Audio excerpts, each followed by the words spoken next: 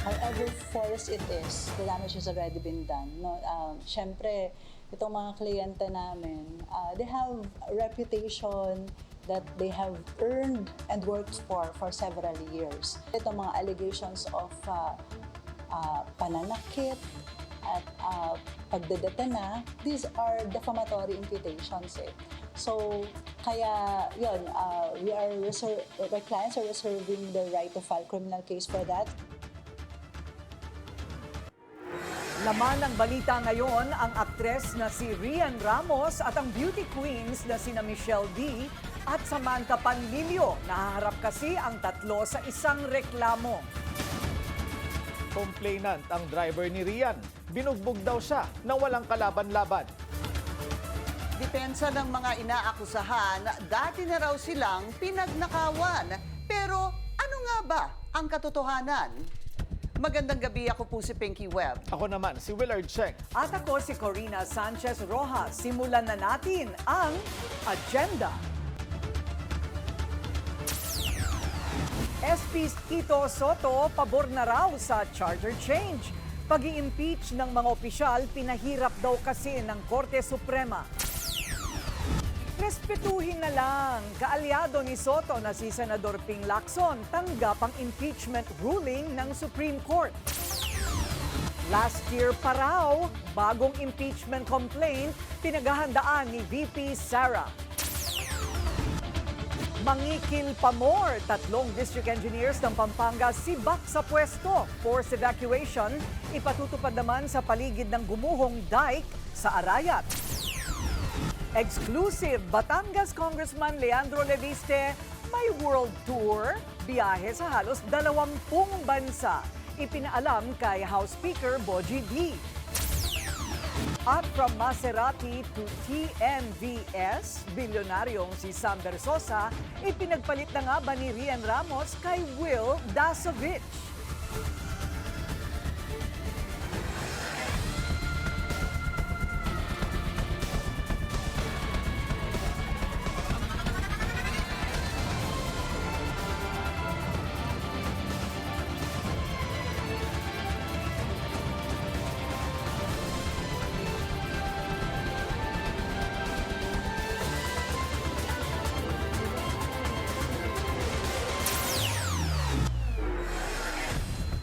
The damage has been done. Kaya wala pa man daw formal na kaso ay plano na rin ni Rian Ramos at Michelle D na maghain ng reklamo laban sa driver na inakusahan nila ng illegal detention at pambubugbog. Sangkot din sa issue ang beauty queen at bilyonaryo area heiress na si Samantha Panlilio. Ang detalye sa agenda report ni Andrea Salve live mula sa NBI headquarters sa Pasay City. Andrea, ano na ang update? Corina, posible ngang labanan din ang kampo ni Rian Ramos at Michelle D. Sa legal na pamamaraan, ang driver nilang nagpasaklolo dito sa National Bureau of Investigation dahil sa umano'y illegal detention at physical abuse na kanyang naranasan mula sa kanyang mga amo. Pinag-aaralan na ng kampo ni actress Rian Ramos at Michelle D ang posibilidad na sampahan ng mga kasong kriminal ang driver ni Ramos. Ito ay matapos nilang itanggi ang ipinaratang sa kanilang illegal detention at physical abuse.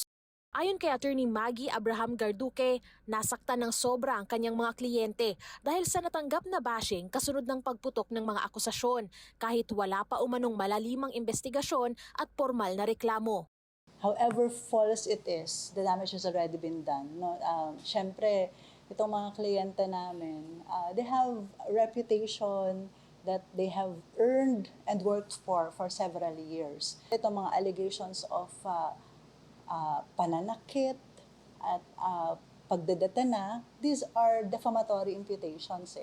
So, kaya yun, my clients are reserving the right to file criminal case for that. Sinumpaan naman niya to sa NBI, and if we found that there are untruthful statements to that, then that would be tantamount to a crime of perjury.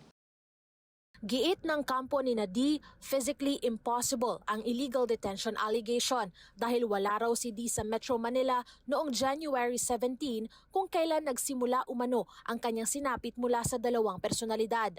Wala rin daw physical manifestations ng sinasabi nitong pananakit. Ang allegation niya based dun sa kanyang interview is sinuntok siya at sinipa sa katawan ng walang tigil for 3 days. Tapos sinampal daw siya, allegedly ni Rian, tinusok daw ni Michelle D yung mata niya using yung kuko. Sinikmuraan daw siya ni Michelle D. Pero sa nakita natin kahapon, malinis yung katawan niya, which should be the affected area. Ayon sa kampo ng driver, binugbog daw ito ng kanyang mga amo dahil pinagbintangang nagnakaw ng angpaw na naglalaman umano ng mga sensitibong larawan. Sumailalim daw muli sa panibagong medical examination ng driver para isumite sa NBI na bahagi ng nagpapatuloy na investigasyon. Kinuha nila yung original medical results nung in-undergo niya nung after ng incident. Ito yung personal nila, no? Kasi they feel tampered na yung original na hawak nung they feel allegedly tampered. So with this, para magkaroon ng comparison. Para naman sa huling impormasyon sa NBI, patuloy pa rin ang kanilang pangangalap ng ebidensya sa inihaing complaint. Purina, balik NBI nga ngayon ang kontrobersyal na driver. Ikatlong araw na ito at ayon sa kanyang kampo ay nagsumiti ito ng mga karagdagang dokumento kaugnay sa reklamo. Samantala, patuloy naman nating pinagsisikapang makuha yung panig ng beauty queen na si Samantha Panlilio na isa rin sa mga isinasangkot dito sa reklamo. Purina. So sa ngayon, ang hindi pa talaga nagpapakita at nagsasalita ay yung si Miss Samantha Panlilio, Andrea. Yes, Corina, sa ngayon wala pa tayong natatanggap na anumang pahayag pero patuloy nga natin at sinisikap nating makuha yung kanyang panig dito sa reklamo ito. Corina. Maraming salamat si Andrea Salve, nag-uulat ng live mula sa NBI headquarters sa Pasay City.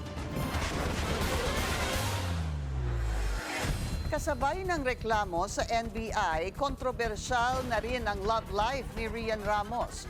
Dati nang napabalitang hiwalay na sila ni bilyonaryo businessman Sam Versosa. At ngayon, nalilink na si Ramos kay content creator Will Dasovich. Ayon sa source ng BNC, spotted together ang dalawa sa ilang after parties. The trail often ended daw sa Makati condo ni Ramos at Michelle D. Nangyari ang mga ito habang nag-wind down pa lang umano ang relasyon ni Ramos kay Versosa. Wala rin umanong sariling kotse si Dasovich at dumedepende lang sa ride-hailing app at sa personal van ni Ramos.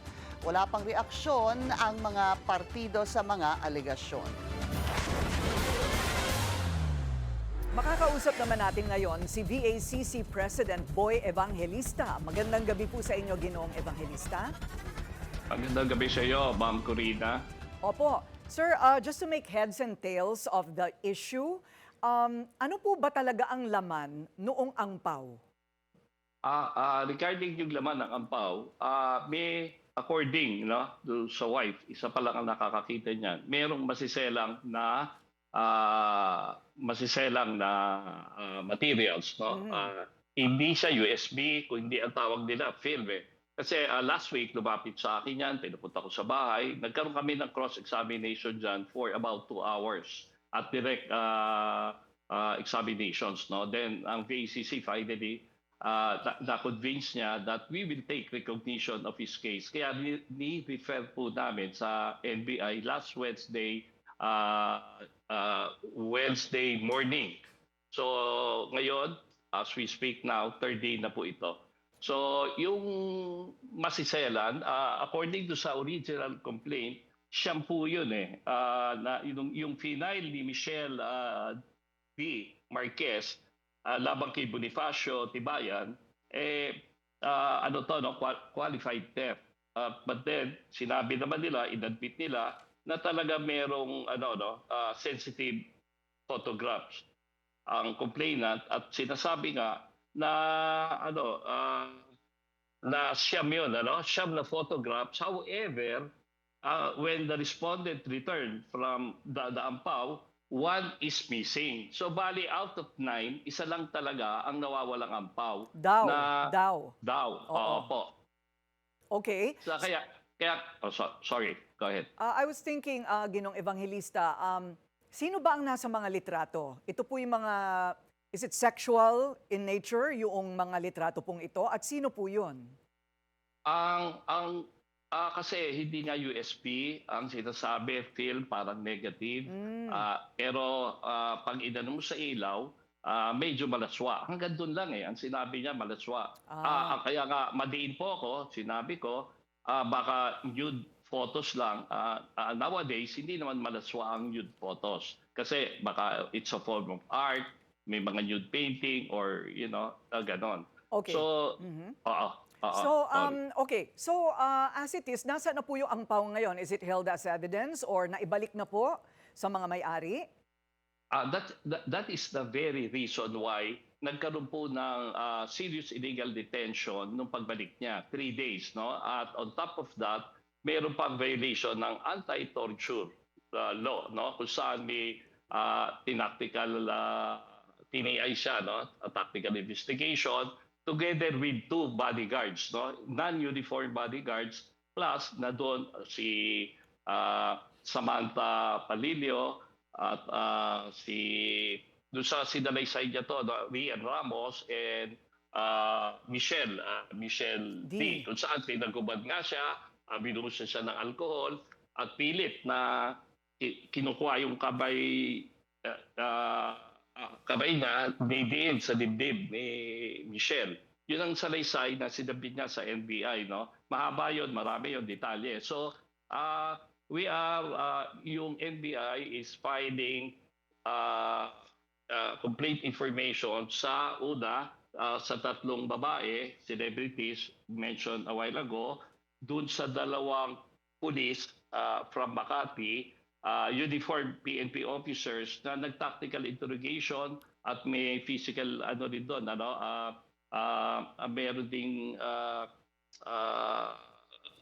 violation ng ng pananakit at violence, no? Okay. At 2 yon. So at meron pang 2 na yung personal bodyguard na pumunta pa sa Samar, non-uniform po to. Okay. So, Sir, sabi po ng legal counsel noong mga akusado, yung mga babae, ay wala naman po daw marka sa katawan na magpapatunay ng kanyang mga claim na siya po ay yung sa kanyang kuko at meron pang iba pang mga kasama sa mga complaints o reklamo noong driver. Lahat po ba ay beripikado sa ebidensya? Sa medical legal report? Opo. Last week, nung nagkita kami dito, first time sa bahay ko po, at may photos ako, lahat-lahat malalalim pa. Pero yung mga pasa niya, all over the body, medyo iba yellowish na. Nung napunta kami sa NBI, may mga ganun talaga na tao na madaling Pero yung mga sugat, pinadala ko na po sa inyo yung photos that was taken mga almost 10 days ago. Pero makikita mo, nadun pa. Ang mabigat po dito, yung internal organs na hindi nakikita physically. Yun yung inaangal niya o pag umuubo siya, talagang napakasakit kasi inabot niya bago sa tagiliran. Ang sabi ng NBI, possible, doktora, na baka sa lakas ng sipa, yung ribs niya dumikit sa lungs niya. Kaya every time, maano siya. Kaya it is for you, it is for the NBI now to give that information. Baka included po yun sa information na ifa-file. Kaya mapapansin po nyo, wag po tayong mainip. We started Wednesday, today is Friday. Anytime, nag-aantay tayo na ma-file na yung formal complaint sa prosecutor's office ng NBI. Kasi nga, we wanted certainty reasonable probable cause that will lead sa pagsampa sa kaso na hindi madidismiss. Okay. Sige po. Huling tanong na lamang po, bakit po naghintay yung sinasabing biktima bago po siya lumantad at nagsabi po sa inyo? Alam po nyo, wala po siyang isang ordinaryong tao, driver, umbrella boy, wala naman po siyang access sa talagang all department heads, no? Like PNP, DOJ, wala po siyang alam eh. Kaya nga itong kaso po to, na-dismiss nga, doon pa lang malaking impact na po ito. Isang ordinaryong tao, pero nung after 3 days, dinismiss ng Makati Prosecutor's Office yung file, yung complaint ni Michelle D. No? So, di-resolve nila. So, bakit matagal? Kasi nga, wala sila. Una, wala siyang tiwala. Nawala yung trust and confidence niya sa PNP dahil nga tinorture din siya sa Makati Police. So, naghahanap siya ng kasangga. At ang totoo po dito, meron kami isang VACC awardee, a public officer, na nag-refer. Boy, sir, Kuya Boy, baka ma-recognize nyo yung kaso dito, kawawa po to. Then we go back to sa case ni Bong Navarro, Dennis Cornejo, similar po to, almost similar. Kaya lang ito po, hindi siya financially equipped, kumuha ng lawyer, lahat. Kaya talaga pati medical, kaya pumasok po ang VACC. Yun po the reason bakit na delay. At yung sinasabi ng lawyer na imposible siyang mabugbog dahil si Michelle D. Wala na nung date na yon. May video ko but I don't own the video at may mga nag-testify pero padadala ko na rin sa inyo na totoo nga wala siya pero tapos na yung pangyayari, yung pambubugbog kasi madaling araw po lumipad ng Iloilo. Then madali pong i-trace yan. This is a call for NBI to check yung flight path niya sa immigration, sa airline na tapos na yung oras. Kasi gusto lang po namin balansehin yung pagbabas sa social media nung aming tinutulungan. Kasi yun nga mabigat yun.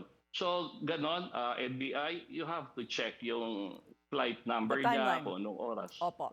Timeline. Maraming salamat sa inyong oras, DACC President Boy Evangelista. Amin pong susubaybayan. Maraming salamat, Ma'am Corina at Bilyonaryo. Mabuhay po kayo. Mala World Tour ang hiling na travel clearance ni Batangas Congressman Leandro Leviste. Sa dokumentong nakuha ng Bilyonaryo News Channel mula February 8 hanggang July 26 ang overseas trip ni Leviste. Kasama sa kanyang mahabang listahan ng destinasyon ang Estados Unidos, Australia, UK, China, Singapore at ilang bansa sa Europa. Ayon kay Leviste, at no cost ito sa Kamara. Pero hindi nabanggit sa liham niya kay House Speaker Bogie D ang pakay ng kanyang biyahe. Nahaharap ngayon sa kontrobersya si Leviste dahil sa pagbenta niya ng kanyang kumpanyang Solar para sa Bayan Corporation at sa hawak niya umanong Cabral Files. Duda si Senate President Tito Soto sa rason ng Korte Suprema sa pagbasura nito sa impeachment case ni VP Sara. At dahil nga dyan, suportado na raw niya ang Chacha. Iba naman ang pananaw ng kanilang kaalyado ni Soto na si Senador Ping Lacson. Ang detalye sa agenda report ni Hannah T. They have a different agenda. It's not a different thinking or what. Ibang tumbok nila, iba ang focus nila. Siguro. Kaya ganun ang nangyari. Tila may kakaibang pakay daw ang Korte Suprema sa paninindigan nitong unconstitutional ang impeachment case ni VP Sara. Mas pinahirap na raw kasi ng Supreme Court ang pagpapa-impeach sa isang opisyal matapos nitong wakasan ang impeachment saga ng bise dahil sa isang ruling kahapon. Para sa ilan, yan daw ay para mas mahirap alisin sa pwesto ang Supreme Court justices na impeachable officials din. Mahirap magbintang pero that's a possibility. And I've heard that from other people. Unanimous ang naging desisyon ng Korte Suprema na violate daw ng impeachment ang one-year bar rule. Pero para kay Senate President Tito Soto, mistulang nang himasok daw ang SC sa impeachment process ng mga mambabatas at tila binago nito ang konstitusyon. Para sa kanya, questionable raw ang naging pagtingin ng SC sa isang session day ng Kongreso at paghahalin tulad nito sa isang calendar day. Isinama rin sa SC ruling ang inaction ng Kongreso sa nooy impeachment articles laban sa bise. At dahil impeachment is now an impossible dream, ani Soto, susuporta na raw siya sa charter change o pagbabago ng konstitusyon. kung ang Supreme Court pwedeng galawin ang konstitusyon, abay dapat galawin na namin sapat kami ang empowered to do so. Di ba? Yun ang punto ko. Balak niya ng kausapin ng mga taga-kamara kasama si House Speaker Bogie D tungkol sa kung ano ang posibleng mga hakbang kasunod ng SC ruling. Dati, ayoko yan. Ang gusto ko, katsa, character change eh. Pareho spelling, GHA, CHA. Yun ang gusto ko, character change eh. Natin, mga Pilipino. Kaming mga opisyalis, lalo na. Hindi, lahat na. Kaya maituwid natin itong ganito na hindi lang pala Kongreso pwedeng maggalaw or Constitutional Convention lang pala pwedeng maggalaw ng Constitution. Pwede rin palang maggalaw ng Constitution ng Supreme Court. Pero pinaalala ni Soto na wala raw kinalaman sa mga politiko o personalidad ang kanyang pagtingin sa naging SC desisyon. Tutol man o hindi, sabi naman ni Senate President Pro Tempore Ping Lacson, kailangang respetuhin ang desisyon ng High Court. Anya, they're not called the gods of Padre Faura for nothing.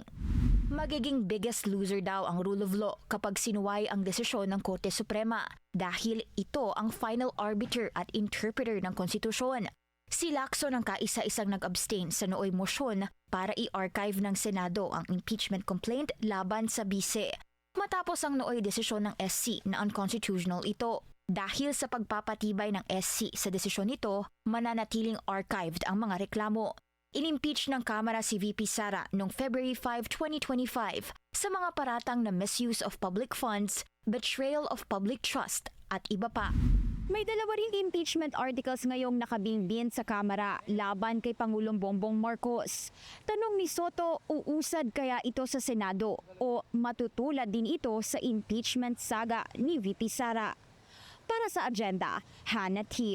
Bilyonaryo News Channel. Hindi naman naitago ng ilang mambabatas ang kanilang dismaya sa Korte Suprema sa pagbasura nito sa impeachment ni VP Sara. Pero hindi pa raw tapos ang laban. Yan ang agenda report ni Joan Manalo. Hindi nasaya ang ilang miyembro ng Kamara sa naging desisyon ng Korte Suprema sa kanilang motion for reconsideration. Kaugnay ito sa articles of impeachment laban kay Vice President Sara Duterte na idineklara ng SC na unconstitutional. Ang Makabayan Bloc dismayado dahil mas magiging mahirap na raw ang magsagawa ng impeachment proceedings ngayong pinagtibay ng Korte Suprema ang kanilang desisyon. Dagdag nila, hindi nagagana ang tinatawag nilang fast-track mode ng impeachment na siyang isinagawa ng Kamara sa impeachment ni VP Sara. Sa fast-track mode kasi, hindi nadadaan sa House Justice Committee ang isang reklamo at dediretso na sa plenaryo for approval. Ito ay kung at least 1/3 ng mga miyembro ng Kamara ang pumirma rito. Sa motion for reconsideration decision na ito, bumaliktad silang lahat, no? At inatrasan yung mga naunang batayan kung bakit pinigilan yung trial, particularly yung mga dagdag na due process requirements sa fast-track mode of impeachment. Gayunman, inatrasan nga nila ito, pero nakahanap pa rin sila ng bagong dahilan, a technicality, para i-justify pa rin yung pagpigil ng impeachment trial. So in the end, nabago yung mga batayan, pero same result. No? Pigil yung impeachment trial ng Vice President. Bagamat hindi pumabor sa Kamara ang naging desisyon ng SC, tuloy pa rin daw ang paghahain ng Makabayan Bloc ng panibagong impeachment complaint laban sa bise. Kaugnay pa rin ito sa umano'y pagwaldas ni VP Sara sa 612.5 million pesos na confidential funds ng Office of the Vice President at Department of Education noong siya pa ang kalihim nito. Sinusulong po natin ang panawagan ng taong bayan, lahat ng sangkot dapat managot. Magsimula tayo sa pinakatuktok, sa Presidente at sa Vice-Presidente. Para naman kay ML Party List Representative Laila De Lima, derogasyon ng constitutional powers at prerogatives ng Kamara ang ginawang pagbasura ng SC sa motion for reconsideration ng lower chamber. Ang nagkapareho dun sa main decision or original decision at sa resolution ngayon at nakakabahala pa rin, tulad sa naunang desisyon, may paglihis ang Korte Suprema sa letra at diwang nasa saligang batas ukol sa pantay at magkahiwalay na kapangyarihan ng hudikatura at lehislatura. Pero sa kabila nito, hindi naman daw inabswelto ng SC ang bise sa umano'y pagkakasala nito na siyang naging basehan ng impeachment complaint laban sa kanya. The court's decision was based on procedural grounds and did not rule on the merits of the allegations against VP Sara. Kaya nga, pwedeng magsampa uli ng impeachment case laban kay VP Sara, even with the same substantive grounds contained in last year's complaint. Unanimous ang naging desisyon ng Korte Suprema at hindi na raw ito tatanggap ng anumang apela. Dahil dito, pinag-aaralan na ng House Justice Committee ang pag-amyenda sa Rules of Impeachment. Para sa Agenda, Joan Manalo, Billionario News Channel. Nagsalita na si Senate President Tito Soto sa pagtanggal kay Senador Amy Marcos bilang chair ng Foreign Relations Committee. Paliwanag niya, no bad blood dito, sadyang trabaho lang. Ang detalye sa agenda report ni Dexter Ganibe ng Abante. Matapos ang mainit na pagkondena ng mayorya ng Senado sa ilang opisyal ng Chinese Embassy at umikot ang papel para papirmahan ang Senate resolution para rito, lumutang ang desisyon ng Senate Majority na iligwak si Senator Amy Marcos bilang chairperson ng Foreign Relations Committee. Kaya hindi maiwaglit ng mga utao na isiping baka ang hindi pagpirma ni Senator Amy sa resolusyon ang dahilan kaya siya iitsapuera. Pero itinanggi ito ni SP Soto. When the majority met, the thinking is that a major committee like foreign relations should be chaired by a member of the majority. Binunyag ni SP Soto na buhat ng magpalit ng liderato ang Senado noong Setyembre, inasahan niya at mga kapwa senator sa majority bloc na mag-over the backod si Senator Amy. Dahilan kaya pinanatili nila ang isang major committee sa kanya na nooy sumapi sa minority bloc. Originally na kay Senator Amy Marcos yun. Hinayaan namin thinking that later on, pwede naman pwede naman kami magkasama-sama. But apparently, things didn't work out that way. Naging konsernan niya ang nasa mayorya dahil may mga mahalagang tratado at kasunduan mula sa iba't ibang bansa na kailangang maipasa agad. Si Senator Erwin Tulfo na una nang naghayag ng interes na hawakan ng komite ang ipapalit kay Senator Amy. Sa regular session sa susunod na linggo, tatalakayin na sa Senado ang pagligwak kay Marcos bilang chair ng Foreign Relations Committee. Nakausap na rin naman daw ni Majority Leader Mig Zubiri si Marcos para ipabatid sa kanya ang desisyon ng mayorya. Wala pang pahayag si Senator Amy kung bababa siya sa pwesto. Sa Lunes na rin nakatakdang isa lang muli sa plenaryo ang Senate Resolution No. 256 na kumukondena sa ilang opisyal ng Chinese Embassy dahil sa kanilang pahayag laban sa mga opisyal na kritikal sa China pagdating sa issue ng West Philippine Sea. Para sa Agenda, Dexter Ganibe, Abante! Kayo ang pro-China. Ito ang paratang ni Senador Robin Padilla sa mga bumabatikos ngayon sa mga opisyal ng Chinese Embassy. Paliwanag niya sa isang social media post, binibigyan lang ng mga kritiko ng dahilan ng China para lusubin at sakupin ang Pilipinas. Isa si Padilla sa mga hindi lumagda sa resolusyon ng Senado na kumukondena sa umano'y pambubuli ng China sa mga opisyal ng bansa sa gitna ng sigalot sa laot. Makakausap natin ngayon si Commodore J. Tariela, ang Coast Guard spokesperson for the West Philippine Sea. Magandang gabi po sa inyo, Commodore Tariela. Hello, Ms. Corina. Magandang gabi po sa inyo at sa inyo po mga tagapanood. Opo. So, are you aware of the latest pronouncements of Senator Padilla? At ano po ba, sang-ayon po ba kayo dito sa kanyang mga panibagong pahayag? Well, una sa lahat, Ms. Corina, nagpag-usap na kami ni Senator Robin. I respect his position. Gaya ng sinabi ko, naniniwala ako na si Senator Robin Padilla, mahal niya ang ating bansa. Isang bansa ang tinitindigan nating lahat. He may have a different perception and opinion with regard to the concern of the People's Republic of China. So para sa akin, I respect his opinion, but I would also like to take this opportunity, ng pagtindig natin sa West Philippine Sea, particularly exposing the Chinese aggression is not as an escalation or provocation. Ito ay paglalahad lamang ng tamang impormasyon para tumaas ang kamalayan ng ating mga kababayang Pilipino pagdating sa mga insidenteng nangyayari dito. Mhm. So inasahan po ba ninyo na lalaki itong issue with the Chinese embassy? Well, I never really expected that the Chinese embassy will go all out sa kanilang social media account. No? But again, I stand by with the press releases that I released a few years back. Almost 3 years na nating ginagawa ito, ang paglalahad ng mga insidente sa West Philippine Sea. Wala tayong fabricated information, wala tayong kasinungalingan, and these are all supported by videos and photos. At mahigit at pinaka-importante sa lahat, Ma'am Corina, there were media who were embedded sa ating mga barko. They have eyewitness accounts na kung ano talaga ang nangyari sa mga insidente na to. And I don't think that their claim na puro kasinungalingan at paniniwala lamang ang ginagawa ko sa China is something na kailangan nating pangpaniwalaan at pag-usapan. Medyo nakakabahala po ang banggit ni Senador Padilla na para bagang ito po daw ay mapupunta sa pagsakop, paglusob at pagsakop sa Pilipinas. Kaya't wag dapat natin pipikunin ang mga Chinese. Ano po ang reaksyon ninyo doon? Doon ba talaga ang trajectory nito?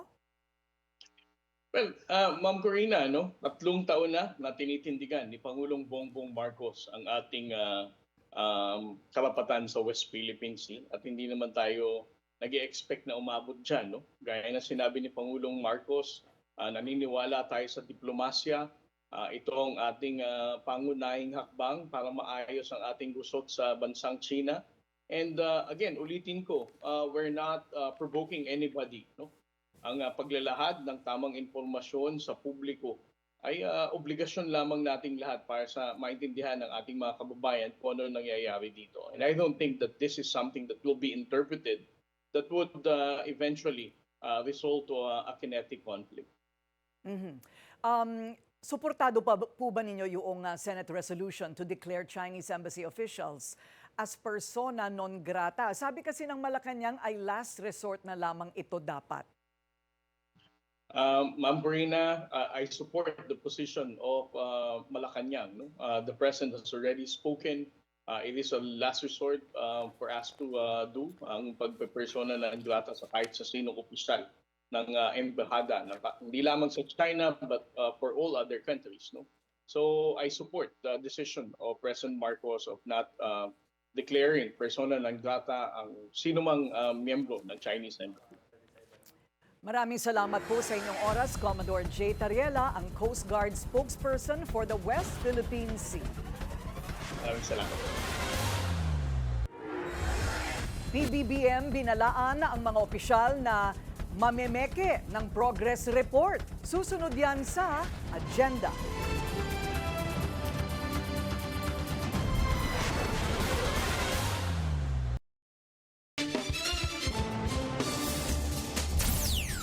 Traffic check muna tayo ngayong Biyernes sa Marcos Highway, SM Marikina. Moderate ang daloy ng mga sasakyan sa eastbound lane. Light naman ang westbound lane.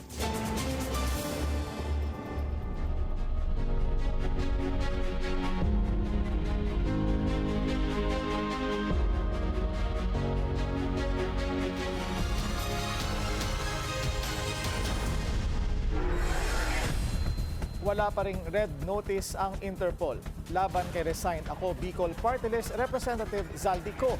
Ayon sa NBI, umaabot sa 3 hanggang 4 na linggo ang proseso sa pag-issue ng red notice. Pero hindi raw alam ng ahensya kung bakit natatagalan ang tugon ng Interpol sa kanilang request noong Nobyembre. Sa kabila nito, nakikipag-ugnayan na ang NBI sa Sweden at Portugal kung saan pinaniniwala ang nagtatago ang dating kongresista. Naharap ang puganteng si Ko sa graft and malversation charges. Ito'y kaugnay ng questionabling 289.5 million peso flood control project sa Nauhan Oriental, Mindoro. Pinaiimbestigahan na ni DPWH Secretary Vince Dizon ang muling pagguho ng dating dike sa Arayat, Pampanga. Balak na rin niyang ideklara bilang danger zone ang proyekto. Yan ang agenda report ni Ian Maghanoy.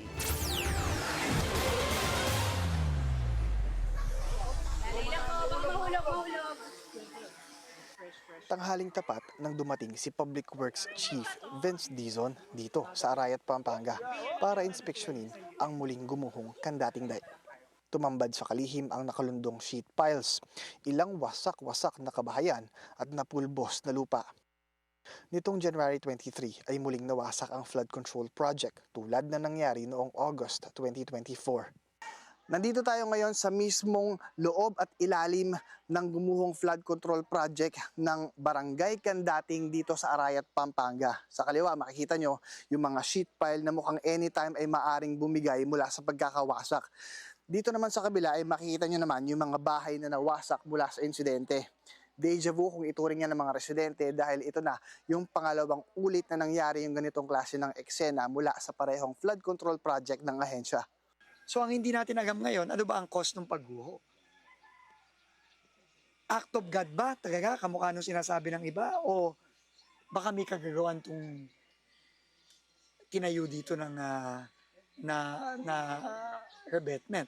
Kaya balak pa imbestigahan ng DPWH ang mga posibleng sangkot mula sa posibleng kakulangan sa pagkuha ng bathymetric data sa proyekto na siyang isasagawa sa koordinasyon ng kontratistang Edmari Construction and Trading at Pampanga District Free Engineers. Pero higit sa accountability, mas kailangan muna raw na masiguro ang kaligtasan ng mga residente. Baka kailangan natin mag-declare muna ng danger zone. No, dahil sa nakita natin last week. And then, baka kailangan nating mag-forced evacuation dito. Inaasahang sa susunod na linggo, ilalabas ng LGU at DPWH ang concrete interventions para sa isasagawang forced evacuation. Para sa agenda, Ian Maghanoy, Billionario News Channel. Sibak ang 3 district engineers ng Pampanga. Ito'y dahil sa umano'y pangingikil ng 8% sa public works contracts. Ayon kay DPWH Secretary Vince Dizon, babala ni Dizon, kakasuhan agad ang 3 oras na mapatunayan ang alegasyon. Si Ranigo Magtoto, Chief ng Maintenance, District 2. Arnold Domingo, Engineer 3, Construction Section, District 2. At si Jefferson Ginto, Engineer 3, Construction Section, District 2. I'm announcing today that effective now, they are relieved and suspended. And we will conduct a full-blown investigation kung totoo ba yung report na natanggap ko na humihingi sila ng porsyento sa mga proyekto sa District 2. Kahit ibinasura na ng Korte Suprema ang impeachment case ni VP Sara, hindi raw pakasisiguro ang kampo niya. Noon pa man daw, plansyado na ang kanyang depensa. Narito ang agenda report ni Joan Manalo. Matagal na raw naghahanda ang legal team ni Vice President Sara Duterte sa mga nakaambang impeachment complaint laban sa kanya. Sa kabila ito ng pagbasura ng Korte Suprema sa motion for reconsideration na inihain ng Kamara. Para sana bawiin ang naging desisyon nito na ideklarang unconstitutional ang articles of impeachment laban sa bise.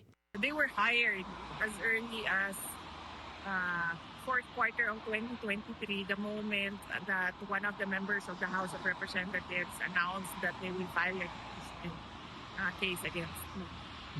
At nakumpirma ko yun sa loob ng opisina noon ng speaker noon.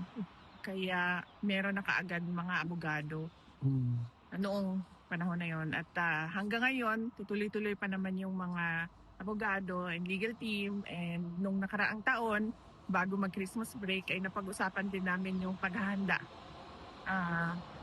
sa impeachment. Dagdag ng bise, mananatili raw siyang handa kahit ilang beses pang may maghain ng impeachment complaint laban sa kanya. Hindi lang ngayong taon na ito, dahil sigurado kapag hindi sila nakapag-file ngayong taon, susunod na taon at hanggang matapos ang aking termino ay ganun ang gagawin nila. Makapahal sila ng kaso, impeachment man hindi. Nakatakdang maghain ng panibagong impeachment complaint laban kay VP Sara ang ilang progressive groups sa susunod na linggo.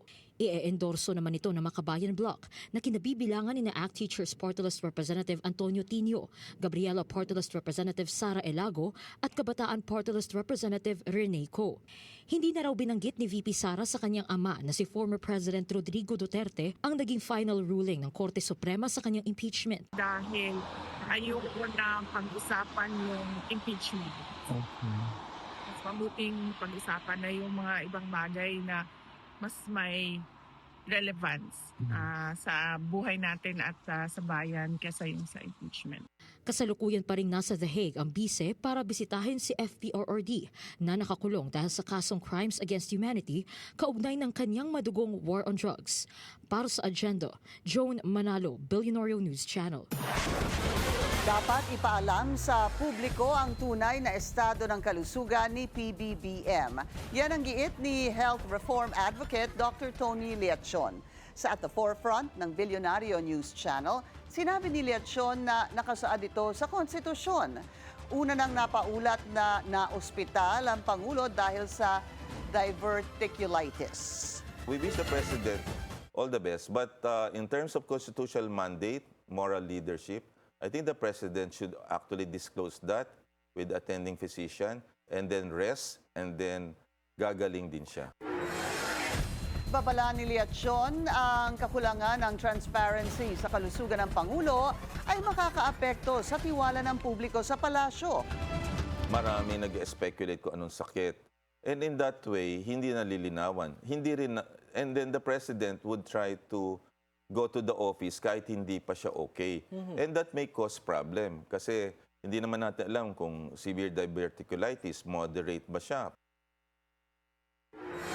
Noong Huwebes, naglabas ang Malacanang ng video ni PBBM kung saan sinabi niyang bumubuti na ang kanyang kalagayan. Ang mga dinoktor na progress report may katapat na parusa. Yan ang babala ni PBBM sa kanyang gabinete. Gusto kasi ng Pangulo na linisin ang burokrasya mula sa malawakang korupsyon. Narito ang agenda report ni Ivy Reyes. Itinag-uutos din ni Pangulo Marcos Jr. ang pagmomonitor sa mga ahensya at kanilang mga proyekto kada 2 linggo para matiyak ang progreso nito. Huwag ninyong subukang magbigay ng maling report. Bawal ang pinapogi o dinoktor na progress report. Ito ang babala ni PBBM sa kanyang gabinete kaugnay ng kautusan niya para sa close monitoring ng mga proyekto ng administrasyon. Wala naman daw pinatatamaan ng Pangulo dahil address sa lahat ng opisyal ang pahayag na ito. Pero ano nga ba ang kahihinatnan ng mga magpapasa ng false reports? Depende mo yan. Ito ba ay in good faith? Ito ba ay negligence? Ito ba ay sinadya? So definitely pag sinadya ito, may kaakibat na parusa ito. Maaari sila matanggal sa kanilang pwesto. Kung negligent naman, ganun din po ang mangyayari. Dahil bilang isang public servant, walang puwang na tayo ay maging negligent. Hanggat maaari, pagbutihin ang trabaho para sa bayan. Ayon sa palasyo, ang clean-up drive sa loob ng pamahalaan ay hindi lamang para tumaas ang investor confidence sa harap ng mabagal na ekonomiya, pero para manumbalik din ang tiwala ng mga Pilipino sa administrasyon. Dagdag ng Malacanang, bagaman iilan pa lang sa mga nakakasuhan ang nagbabalik ng pera sa gobyerno, hindi raw ito maituturing na maliit na development lang dahil sa administrasyon na ito lang daw nagbalik ng milyones na nakaw ang mga napipiit sa flood control scandal. Sa ngayon, ekonomiya raw ang pinagtutuunan ng pansin ng Pangulo, kaya lahat ng issue patungkol sa flood control ipinapaubaya na raw sa investigating bodies. Para sa Agenda, Ivy Reyes, Billionaire News Channel.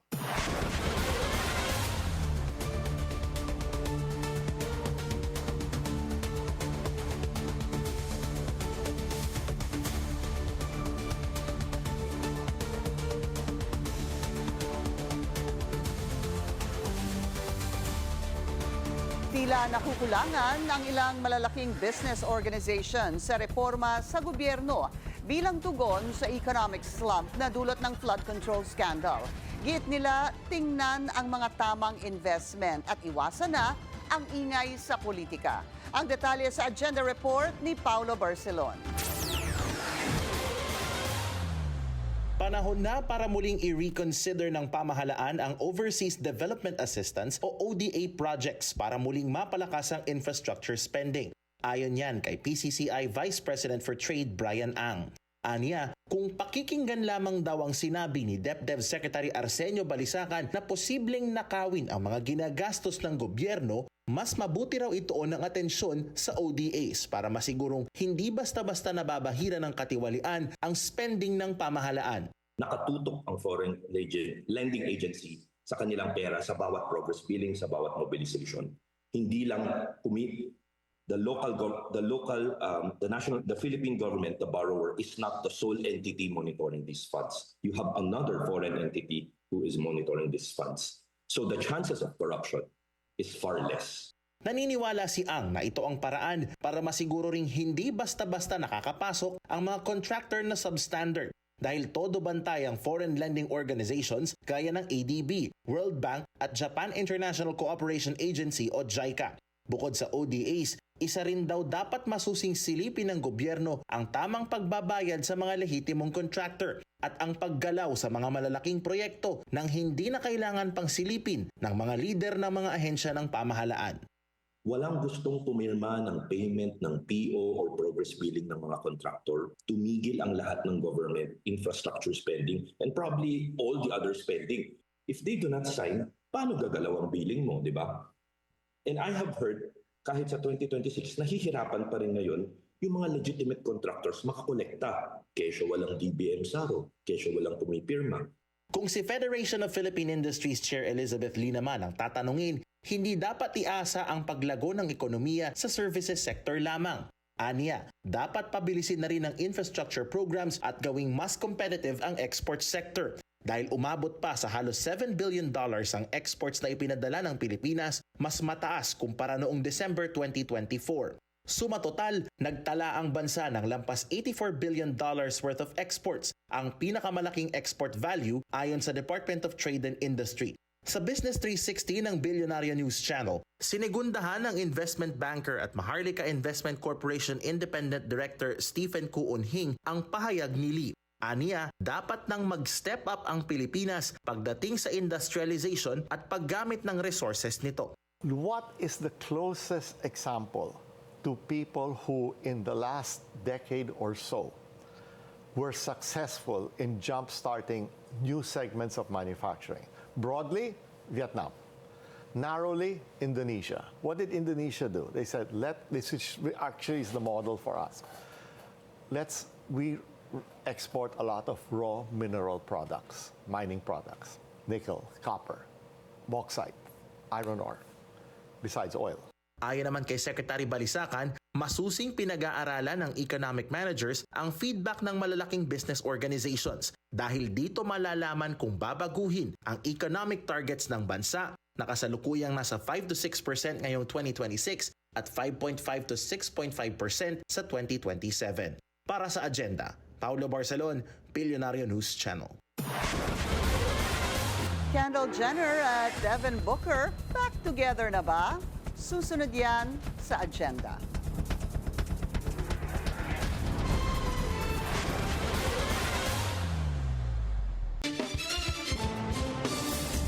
Traffic check ulit tayo sa EDSA Mega Mall. Bumper to bumper ang mga sasakyan sa northbound lane. Light naman ang southbound lane. Kinasuhan na ni Sharif Agwak Mayor Datu Ahmad Mitra Ampatuan ang mga umano'y utak ng pag-ambush sa kanya gamit ang RPG. Sinampan niya ang kaso sa prosecutor's office sa Cotabato City pero hindi niya muna pinangalanan ang mga respondent. Away politika ang tinitignang motibo ng mga otoridad sa RPG attack. Posible rin daw na hired killers ang mga napaslang na sospek sa follow-up operations.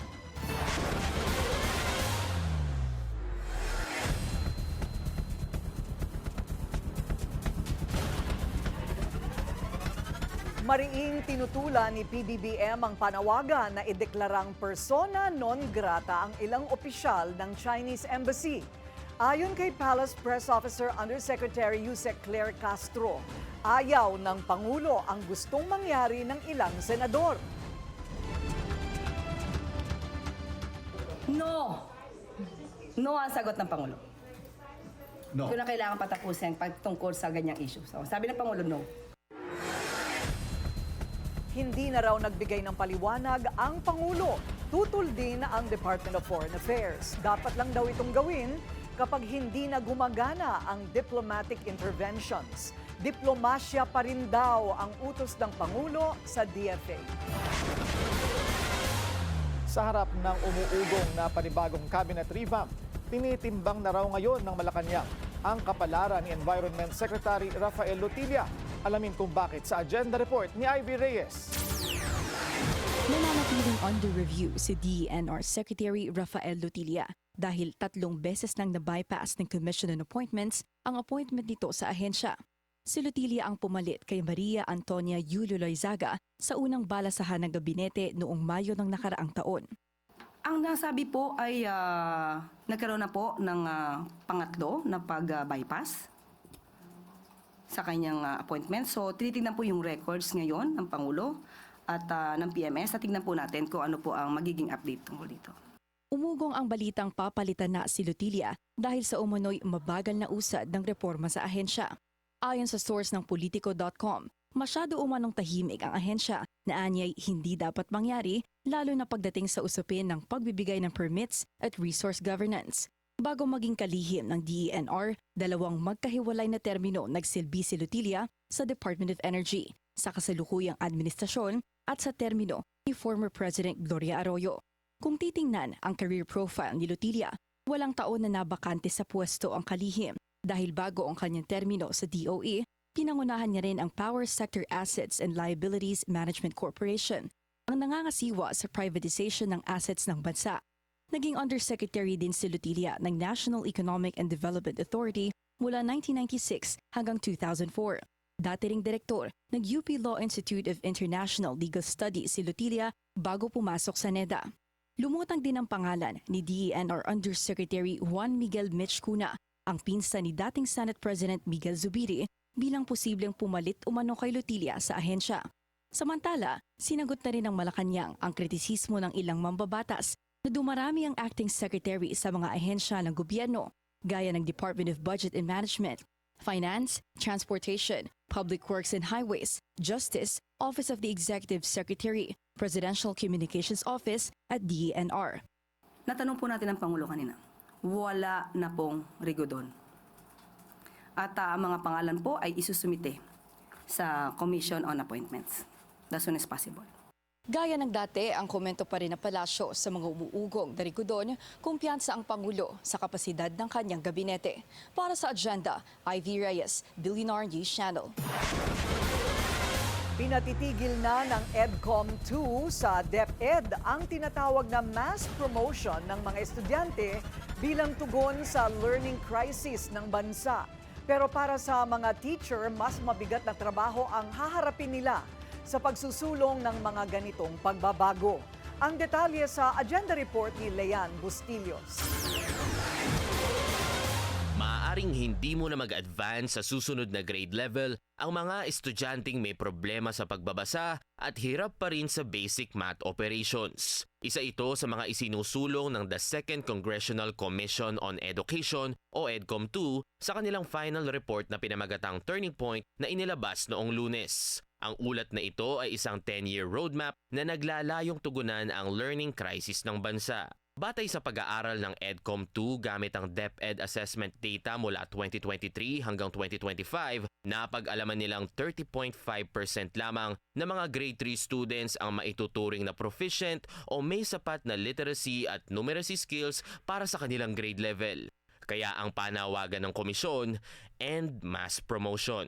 Ang mass promotion ay nangangahulugan ng pagpasa sa mga mag-aaral sa susunod na baitang kahit hindi pa nahahasa ng sapat ang kanilang academic skills. Ayon sa EDCOM 2, bagamat walang DepEd policy na formal na nagmamandato ng ganitong practice, patuloy pa rin ito umanong nangyayari dahil sa pressure sa mga guro na magpanatili ng mataas na promotion rates at tiyaking mababa ang retention rates. Minabuti naming kausapin si Lani, hindi niya totoong pangalan, isang grade 3 Filipino teacher. Batay sa kanyang karanasan, tunay raw na nangyari ang mass promotion practices noong kasagsagan ng COVID-19 pandemic. Dahil sa mga limitasyong dala ng pandemya, hindi raw nila ganap na natutukan ng mga estudyanteng may learning struggles dahil sa mga hadlang ng online learning. Dagdag pa niya, hindi rin daw nila tiyak na nasusukat ang aktual na kakayahan ng mga bata dahil sa posibilidad na natutulungan sila ng kanilang mga magulang sa paggawa ng mga assignments. Kaya para kay Lani, aprobado sa kanya ang suwestyon na tapusin ang mass promotion.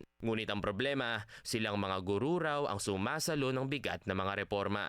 Base sa nasabing ulat ng EDCOM2, ang mga mag-aaral na hindi pa handa para sa susunod na grade level ay tututukan muna sa pamamagitan ng existing remediation programs tulad ng Academic Recovery and Accessible Learning o ARAL. Ngunit sa kasalukuyan, ang kakulangan sa mga guro ang nagiging dahilan upang magtrabaho sila sa labas ng kanilang working hours. As a regular teacher, yung regular schedule namin, nagagawa namin sa classroom. Tapos, magdadaan pa kami ng panibagong oras na pagtapos ng klase namin. Na yung mga batang hindi nakakabasa, nag-i-stay po sa amin para po turuan namin ang pagbabasa. Dagdag pa ni Lani, hindi rin daw garantisado ang success ng programa dahil sa mga home circumstances ng isang bata. Ang nagiging problema lang po na kinakaharap namin mga teacher, kulang po ng suporta dun sa mga magulang. Kasi sino pa po yung mga bata na hindi nakakabasa, sino pa po yung mga bata madalas pumasok. Sa ngayon, panawagan ng guro sa DepEd na mas paglaanan pa ng pondo ang mga programa. Masyado raw maliit ang imprenta sa mga aral modules na kahit siya mismong guro ay hindi mabasa ng maayos. Ang nangyayari, siya pa mismo ang gumagawa ng reading materials para sa kanyang mga remedial students. Isa pang panawagan ni Lani, paramihin ang mga guro para mas matutukan ang mga estudyante. Para sa Agenda, Lian Bustillos, Billionaire News Channel. Sasailalim sa serye ng road closures ang bahagi ng EDSA North Avenue simula Pebrero dahil sa MRT-7 project. Pero hindi lang trapiko ang pinaghahandaan ng MMDA. Ang detalye sa agenda report ni Just Ignacio. Simula ngayong darating na linggo, unang araw ng Pebrero, pansamantalang isasarado ang kalsada sa EDSA sa North Avenue para bigyang daan ang installation ng MRT-7 turnback steel box girder. Ito yung daraanan ng tren ng MRT-7 para makapag-U-turn ito dito sa West Avenue, pabalik ng southbound lane. Ito pong gagawin nating partial lane closure sa EDSA ay kinakailangan po unang-una para po sa safety. Napakalaki po ng mga steel girder at napakabigat ng mga steel girder po, halos 50 tons ang atin pong kailangan i-lift at i-install across EDSA at kinakailangan pong siguraduhin natin na ligtas po ang ating mga commuters, ang ating pong mga users ng EDSA habang itinatayo po natin itong mga girders na ito. Bagamat inamin na magkakaroon ng kaunting abala, gagawin daw ito sa pinakamabilis na paraan. Pag matapos naman po ito, ay siguradong magtutulog naman po na kaginawaan ng University. Ipiniresenta naman ng isa sa mga kontraktor ng proyekto na VPS Steel Structure Corporation ang mga gagawing aktibidad at traffic management plan. Magmula alas 10 ng gabi hanggang alas 4 ng madaling araw simula sa darating na linggo hanggang February 21, isasara ang ilang bahagi ng EDSA northbound. Susundan ito sa February 27 hanggang March 10. Sa February 22 hanggang February 26 naman, isasara ang ilang bahagi ng EDSA southbound lane at susundan ito sa March 11 hanggang March 23. Pagsapit naman ng March 24 hanggang April 20, isasara ang ilang bahagi ng intersection ng West Avenue. At salita naman muli ang pagsasara ng north at southbound lane mula April 29 hanggang May 19. Sa May 8, balik na sa normal na operasyon ang northbound lane habang sa May 18 ang southbound lane. Ayon sa ahensya, 82.01% completed na ang MRT-7, kung saan target na mapakinabangan na ang Quezon City segment mula North EDSA hanggang Sacred Heart sa unang bahagi ng 2027.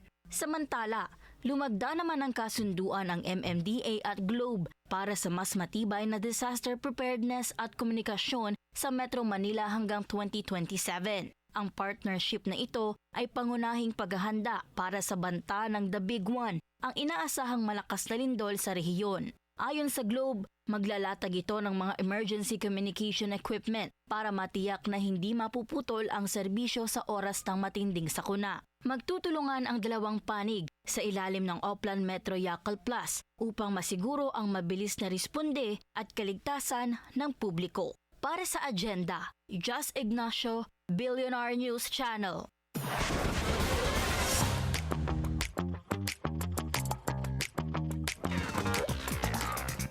Are Kendall Jenner and Devin Booker back together? Usap-usapan ngayon ang flirt exchange ng mag-ex on Instagram.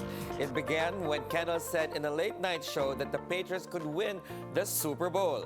Devin later commented sa IG quote, "I bet $1 million the Seahawks get that ring before you do." Reply ng supermodel, "How's the ankle?" In reference to the basketball star's recent injury, Devin told her, "Come rub it." Kendall and Devin dated from 2020 to 2022. Last September, they were reportedly spotted leaving the same hotel sa New York City. Around 50 personal items of the biggest name in music are going up for auction in LA. Kabilang dito ang mga gitara ni Taylor Swift, Olivia Rodrigo, Lady Gaga at Bruno Mars. Ibebenta rin ang pink Cadillac ni Mariah Carey, as well as signed mugs ni Sabrina Carpenter. Nasa auction din ang hats ni Cat's Eye and sneakers ni Eminem. The auction aims to raise money para sa Music Cares.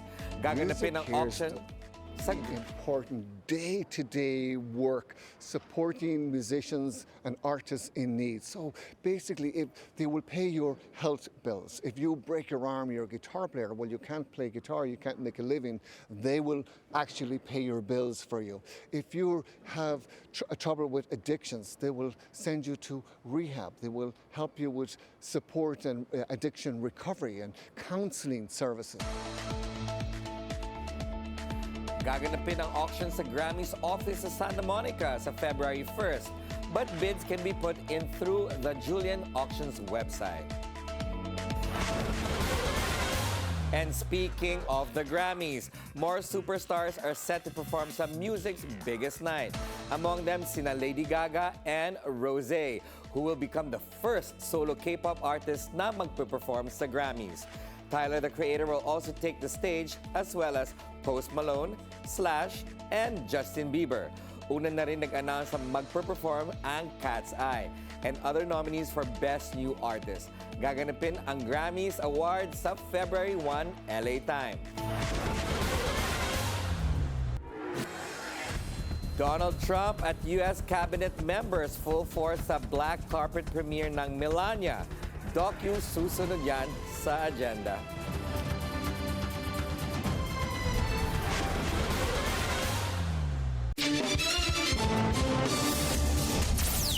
Isa pang traffic check ngayong Friday rush hour.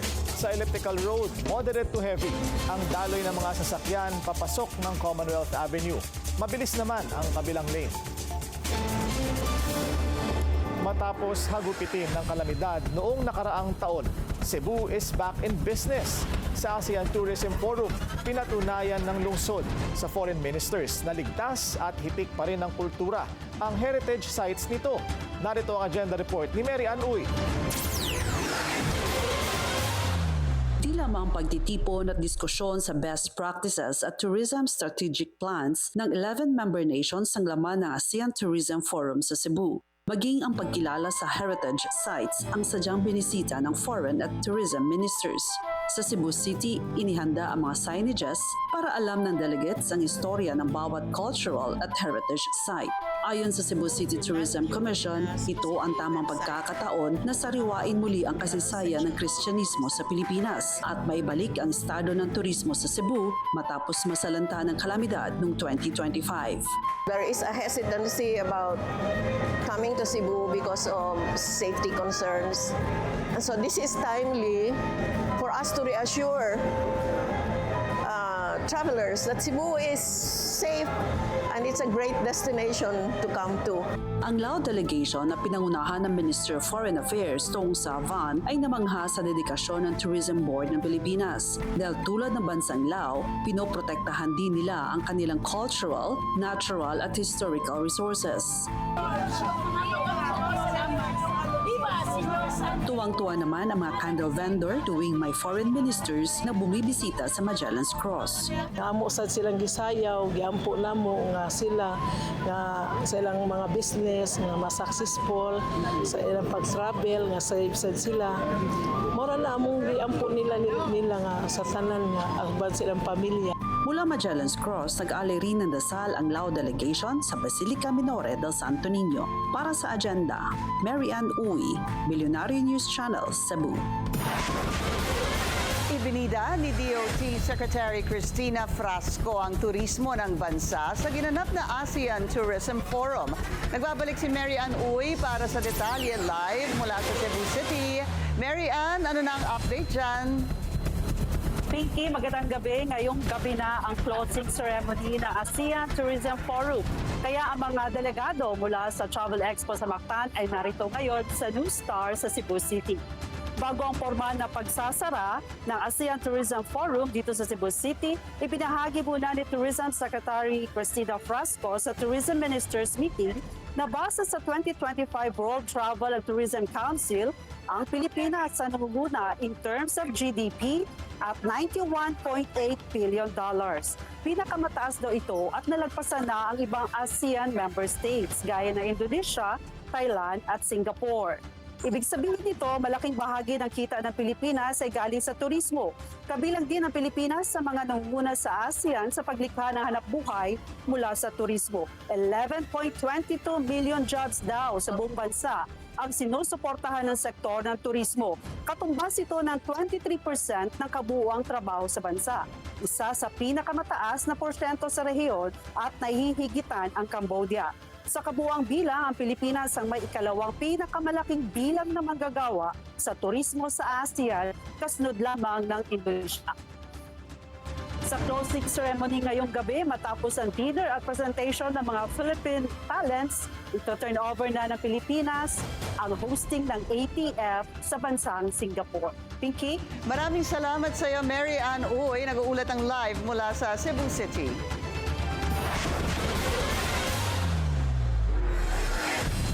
Natapos man ang kampanya sa Philippine Women's Open, handang mag-bounce back si Pinay tennis ace and Women's World number 49 Alex Ayala. Focus naman siya ngayon sa upcoming WTA Tour sa Dubai. Yan ang agenda report ni Sheila Salaysay. Hindi ranking ang nagpapanalo kundi kung sino ang handa sa mas malaking entablado. Sa puno at nag-aalab na energy sa Rizal Memorial Tennis Center, ramdam ang suporta para kay Alex Ayala. Home crowd, home court, home pressure. Pero sa dulo, isang kalmadong Camilo Osorio ang nagdikta ng laban. Sa quarterfinals ng inaugural WTA 125 Philippine Women's Open, tinalo ng Colombian world number 84 ang world number 49 na si Ayala, 6-4, 6-4. Muling patunay na hindi batayan ang ranking kapag dumating ang big moments. Playing in front of crowds like this that are passionate and that support you makes losses. It's a double-sided sword, I think. You know, on one end it does cushion the blow because you know that they're there for you and they support. On the other hand, it hurts a little more and it's a little harder to accept because you know you want to do the best for them, but yeah, I think I gave it my all today and there were no regrets. Umabante pa si Ayala sa second set, 3-2. Pero mas naging composed at naka-execute si Osorio at tuluyang tinapos ang campaign ng Pinay sa Maynila. For me personally, it's not always the same for each loss the way I cope. And I think a part of this journey is learning to be self-aware in terms of knowing what I need to do to kind of step back and regroup. Mula naman sa WTA 125, aangat ang spotlight sa isa sa pinakamalaking torneo sa women's tennis, ang Mubadala Dubai Open. isang WTA 1000 event sa outdoor hard courts. Malalaking ranking points at career-defining matches ang nakataya. At dito nasusukat ang elite. Kumpirmado na bibigyan ng wildcard si Ayala para sa main draw ng Mubadala Abu Dhabi Open 2026 na nagdulot ng excitement sa mga tagahanga sa Pilipinas at UAE. Kasama sa draw ang rising stars tulad ni Janice Chen ng Singapore at Qin Weijing ng China, mga manlalarong handang patunayan ang Southeast Asia ay seryosong puwersa sa world tennis. So proud to be, to be in that kind of group of girls who are really lifting up the sport in our region. I think the level is really there, as you can see, for young women in the main draw of Australia this year from Southeast Asia. I think it creates a really good atmosphere, and I think it can only do good things for the sport. Ngayong 2026, aabangan ang laban niya sa top-ranked player sa WTA Tour sa Abu Dhabi. Inaasahang lalaro siya sa first round sa February 1 o February 2, depende sa opisyal na draw ceremony sa January 31. Para sa agenda, Sheila Salaysay, Billionaire News Channel. Isang bagong television project ang niluluto sa Arizona. Tampok dito ang lumalawak na ethnic diversity ng estado at ang papel nito sa local economy. Silipin natin ang The Arizona Mosaic sa agenda report ni U.S. correspondent Dong Robles. Patuloy ang pagbabago ng mga demographic profile ng Arizona. Bukod sa Filipino-American community, mabilis ding lumalaki ang populasyon ng Latino, Vietnamese, Korean, Indian, Bangladeshi, Japanese at iba pang ethnic groups. Ayon sa mga local economic groups, malaking bahagi ng growth ng small businesses at professional services sa estado ay nagmumula sa immigrant-led enterprises, mula retail at food services hanggang healthcare, IT at real estate. The seeds are already here, and Arizona in particular, I think has experienced a lot of poverty.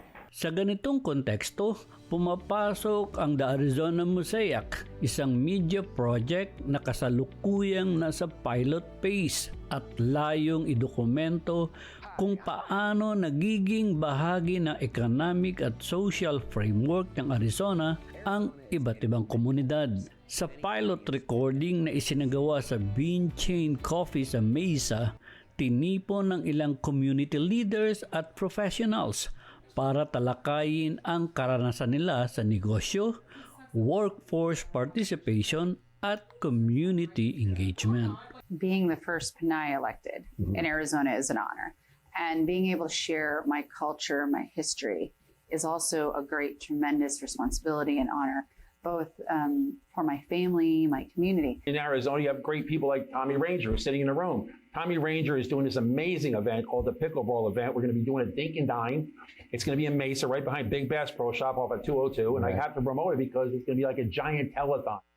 Sa ngayon, patuloy pang pinapanday ang direksyon at format ng nasabing programa. Sinusuring mabuti ng production team ang mas tamang timpla nito na magpapakita ng mga kwentong may business relevance, hindi lamang bilang human interest stories, kundi bilang bahagi ng mas malawak na usapin ng economic development and inclusion. Para sa agenda, Dong Robles, Billionaire News Channel, Phoenix, Arizona.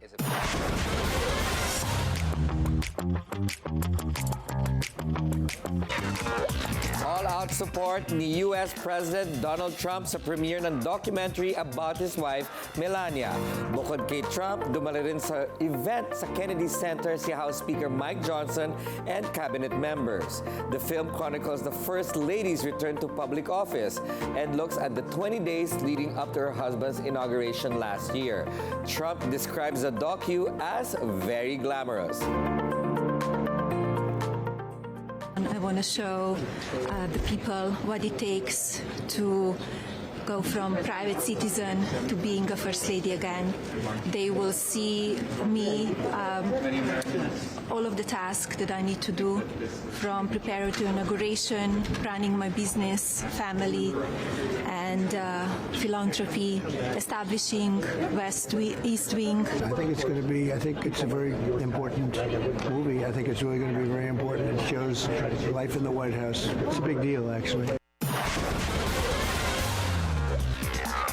$75 million ang ininvest ng Amazon para sa Melania documentary. Is it worth a watch? Alamin ang thoughts ni Manny the Movie Guy sa latest Hollywood releases in this Agenda Report.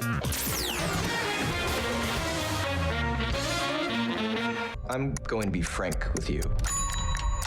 At magprangkahan din tayo. Send Help is an on-point corporate satire and a fun survivalist thriller with a healthy dose of violence and gore. Does that make sense? Si Rachel McAdams ay fantastic as Linda Little, mistreated by her sexist boss. Ang smug pero multidimensional na si Bradley Preston, played by Dylan O'Brien. Para patunayan niya na she can climb up the corporate ladder, Linda must fly to Bangkok for a company merger. But then, na-stranded sa isang deserted island ang boss at ang kanyang subordinate. The power dynamic shifts. And action. This is a return to form for the great Sam Raimi na nagbigay sa atin ng mga Evil Dead films at ang original na Spider-Man trilogy. He's a master of blending thrills and chills, slapstick comedy, and high-octane action. This one is like Triangle of Sadness meets Misery. Some scenes are repetitive at ang second act slows it down a bit, but have no fear, this film will grab you by the throat with a wink and an evil smile. I don't think we should ever leave. And for that, Send Help gets 3 out of 4 SOS kisses. Another movie out only in theaters is Melania. Here we go again. I'm sorry to tell you this, pero hindi pinalabas sa mga critics ang Melania in advance. In my experience, if a movie is not shared to film critics, that means it's not that good. My proudest legacy will be that of peacemaker. But here's what we know. It's supposed to be an intimate, behind-the-scenes look at the First Lady leading up to Donald Trump's 2025 inauguration. Ito'y mula kay Brett Ratner, who hasn't directed a full feature film since 2014. At siya'y naglay low since 2017 following multiple sexual harassment and misconduct allegations. Beautiful. And if you are to believe box office prognosticators, itong dokumentarya ay projected to make just $1 million in its first week. So the question remains, why did Amazon spend $75 million including marketing for this film? Papanoorin mo ba to? I did not. Yeah, I will see it on the news. So, for a bit of levity, I'll leave you with a new series on Netflix featuring the shirtless comedian known as Bert Kreischer. Free Bert is surprisingly heartwarming at yun ay dahil sa cast members, especially the child actors. And in just 6 episodes, this is an easy watch. As easy as learning how to say I love you in Tagalog. And how do I say mahalatika? Mahal kita. Mahal kita. Yes, I love you. I love you too. Para sa Agenda, ako po si Manny the Movie Guy, Hollywood. For those na mahilig mag-yoga, may new wellness facility sa Green Hills, San Juan na perfect from you. From beginner-friendly sessions to full-body workouts, it offers a variety of classes 7 days a week. Narito ang pasilip.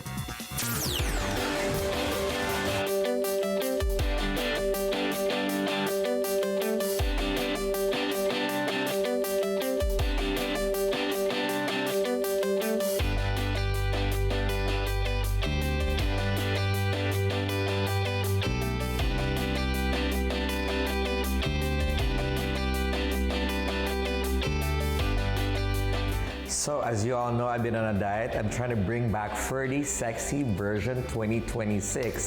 And with the diet, of course, I realized that it's not going to be sustainable if you don't work out. That's why today I'm over here at Om Yoga Studio here in Green Hills to find out how I can boost my Ferdy Sexy 2026 and to see how I can exercise at my own pace without the pressure of going to a regular gym. Let's go check this out. It seems so new. How long have you been open? We first opened September 22 Okay. last year. And how many teachers have you got or practitioners? I think we have around 20 plus instructors. That's a lot. Yes, that's a lot because we have a lot of classes. So you're open 7 days a week? Yes, definitely. I like this. I want to go check it out. And I see in the interior says I'm already zen. Yes, that's one of the comments that we always got from our clients, that just when you arrive here, you feel zen. What programs do you have here at I think one of the best program that I can probably say to you is that we have beginner-friendly classes. Okay. We have yoga foundations, gentle flow classes, passive classes like yin yoga and restorative yoga. Okay. And of course, those who want na medyo advanced na content, we have open level classes and different movement class. We're gonna go check out the studio and we're gonna go also talk to my secret instructor today. All right?